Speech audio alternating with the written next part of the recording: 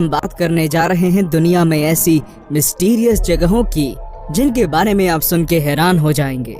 इन जगहों पे छुपे हुए कई सारे राज और अजूबे।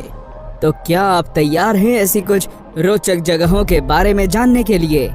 ऐसे तो माना जाता है कि इस पृथ्वी पे कई सारे मिस्टीरियस जगह हैं जिनकी गुत्थी आज तक ना कोई साइंटिस्ट और ना कोई आर्कियोलॉजिस्ट सुलझा पाया है। हम यह बात करेंगे कुछ ऐसी जगहों की जहां आज तक शायद ही कोई गया हो और कुछ टूरिस्ट प्लेसेस की जिनमें बहुत सारे गहरे राज छुपे हैं। 1. Bermuda triangle. बरमूडा ट्रायंगल इस दुनिया का सबसे मिस्टीरियस प्लेस माना जाता है और इसका जिक्र भारत के पौराणिक कथाओं में भी किया जाता है। ऐसा कहा जाता है कि बरमूडा ट्रायंगल उसके आसपास आने वाली सारी चीजों को निगल लेता है। जी हाँ, आपने बिल्कुल ठीक सुना।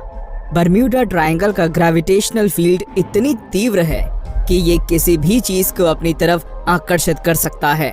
यहाँ पे बहुत सारे हवाई जहाज गायब हो चुके हैं जिनका आज तक कुछ भी पता नहीं चल सका। बरमूडा ट्रायंगल को डेविल्स ट्रायंगल भी कहा जाता है। ये जगह बरमूडा, पोर्तो रिको, मायामी और बरमूडा के बीच में स्थित है। पहले के मुकाबले आजकल यहाँ पे हादसे कम हो गए हैं और कुछ दूर तक अब साइंटिस्ट भी इसकी गुत्थी सुलझा रहे हैं। कोलोराडो के साइंटिस्ट का मानना है कि यहाँ हेक्सागोनल क्लाउड्स बनते हैं जो कि एयर बम जैसे फटते हैं। इनके फटने से एक तूफान उठता है जो किसी भी बड़े वस्तु को नुकसान पहुंचा सकता है। 2. ड्रैगन सी, जापान। ड्रैगन सी की कहानी भी सदियों पुरानी है। बरमूडा ट्रायंगल के जैसे ड्रैगन ट्रायंगल भी पैसिफिक महासागर के मियाके आइलैंड में स्थित है।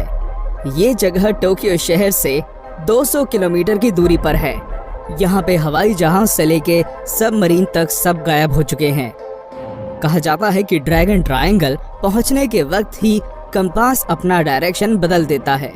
जापानी लोगों का मानना है कि इस सी में ड्रैगन रहते हैं जिनके कारण यहाँ पे विचित्र घटनाएं होती हैं। सन 1952 में जापान गवर्नमेंट ने यहाँ पे एक सर्वे टीम भेजा था जिसमें 31 लोग थे, मगर वे सब इस ड्रैगन सी में डूब गए और फिर कभी लौट के नहीं आए। आश्चर्य की बात यह है कि ड्रैगन सी बिल्कुल ही बरमूडा ट्रायंगल के विपरीत दिशा में है, एक ही लैटिट्यूड पे।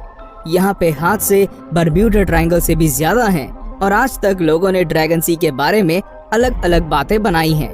कोई कहता है कि यहाँ ड्रैगन है तो कोई और एलियन की बात करते हैं। हमें अवश्य बताएं अगर आपको ड्रैगन सी के बारे में एक पूरा एपिसोड देखना है तो।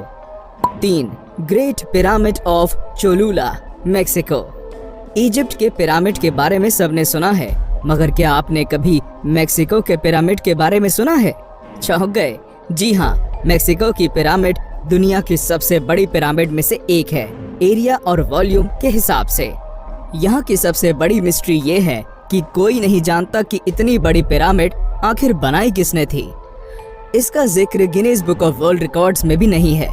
यह पिरामिड मंदिर जैसे बनाई गई है और इसमें सीढ़ियां भी हैं जिससे आप पिरामिड के ऊपर तक जा सकते हैं।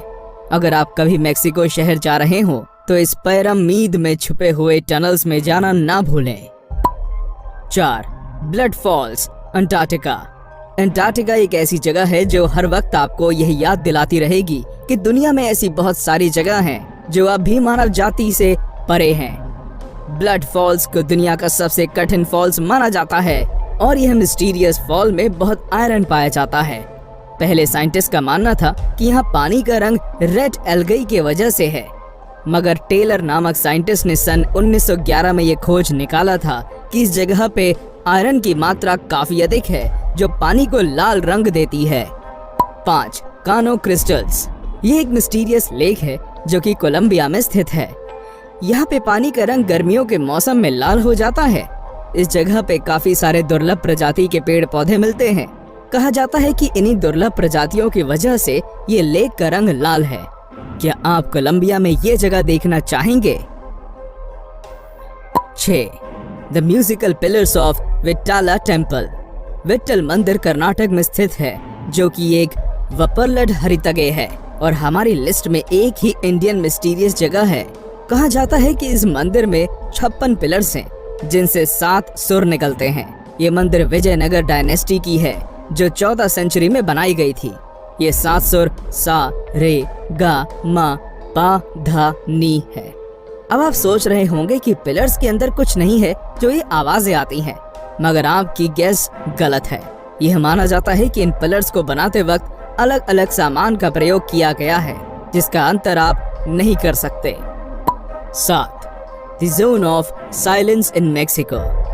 ये मेक्सिको की एक ऐसी जगह है जहाँ पे रेडियो सिग्नल काम नहीं करते और यहाँ तक कि ये एरिया मीटियोराइट्स को भी खींच लेती है। सन 1970 में ये जोन सुर्खियों में था जब अमेरिका के द्वारा लॉन्च किया हुआ एथेना रॉकेट यहाँ आके क्रैश हुआ था। ये रॉकेट ग्रीन रिवर ऊटा से लॉन्च की गई थी और इसे व्हाइट सैंड मेक्सिको में लैंड करना था, मगर अचानक ही यह गायब हो गई और अगले दिन सुबह जोन ऑफ साइलेंस में क्रैश हो गई।